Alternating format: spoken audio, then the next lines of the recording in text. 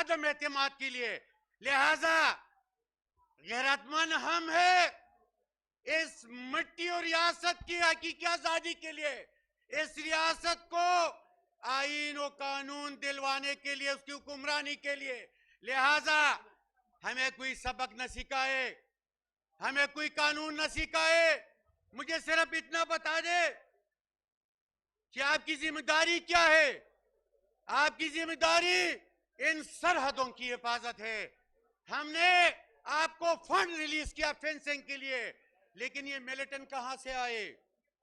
اور اگر آپ وہاں پہ 200 بندوں کا مقابلہ نہیں کر سکتے اور آپ نے اپنی ناکامی کا الزام صوبائی حکومت پہ لگانا چاہتے ہیں اور یہ کہتے ہیں کہ یہ تیسری باری ہے یہاں پہ تحریک انصاف کی حکومت کی، تو لہذا یہ بلوچستان میں کس کی حکومت ہے؟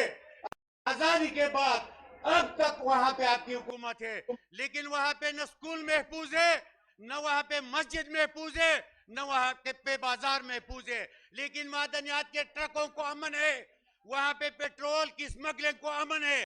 لہذا ہم سمجھتے ہیں، ہم جانتے ہیں کہ یہ جو نامعلوم ہے یہ ہمیں معلوم ہے، یہ جو نامعلوم ہے یہ ہمیں معلوم ہے، یہ جو نامعلوم ہے یہ ہمیں معلوم ہے.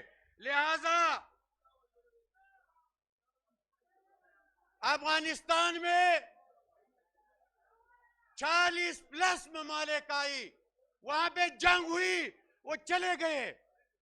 ہم 1/2 سے بارود کے بو میں پیدا ہو رہے ہیں، مر رہے ہیں.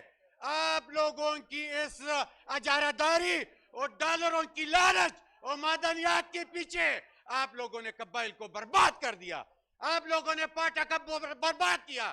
لہذا ہمارا سوال تو بنتا ہے کہ الزام آپ ہم پہ لگاتے ہیں اور ذمہ داری آپ کی ہے.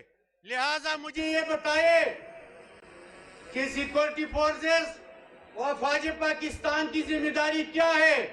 ایک بات کی وضاحت ضروری ہے کہ ایک چند آفیسر کے علاوہ یہ فوج بھی ہماری ہے اور یہ ادارے بھی ہمارے ہیں. لیکن آپ اس ملک کی جو بنیادی ادارے کو اپنے مفادات کے لیے عوام کی نظروں میں گرا رہے ہو، یہ پاکستان کے ساتھ غداری ہے.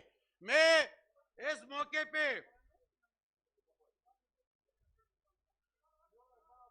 صرف یہ بتانا چاہتا ہوں اور یہ پوچھنا چاہتا ہوں کہ آپ ایک 25 کروڑ عوام کی لیڈر کو کہتے ہو کہ آپ کون ہو؟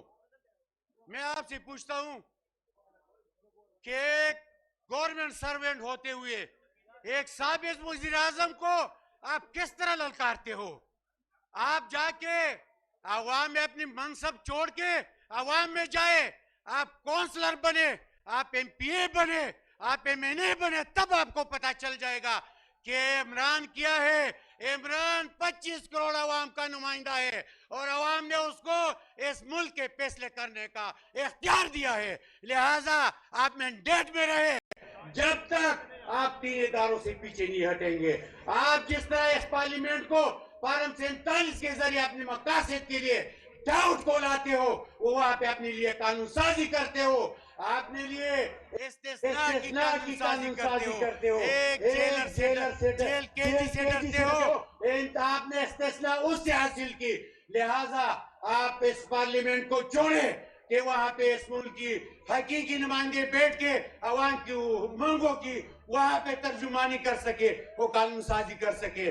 دوسری، آپ عدلیہ کو آزاد چھوڑے، ان کو تھریٹ نہ کرے، اس کو قانون کے مطابق فیصلے کرنے کا اختیار دے، آزاد چھوڑ دے. اور تیسری بات، آپ انتظامیہ کو جو ڈائریکشن دیتے ہو اور آپ انیسنٹ لوگوں کے خلاف ایف آئی آر کی آپ ڈائریکشن دیتے ہو، پیچھے ہٹے کہ وہ قانون کے مطابق بے گناہ و گناہگار کو ٹریٹ کر سکے. لہٰذا یہ ملک بھی بنے گا، اس میں امن بھی آئے گی اور اس ملک میں جو حقیقی آزادی ہے وہ بھی پائے تکمیل تک پہنچے گی. لہٰذا آخری میں ایک شعر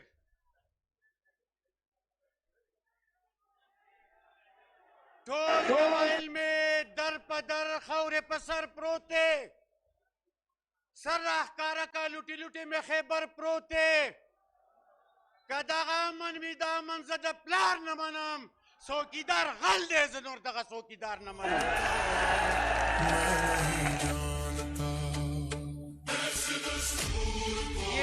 یہ گیٹس میں جو ہمارے لوگ کھڑے ہیں ان کو اندر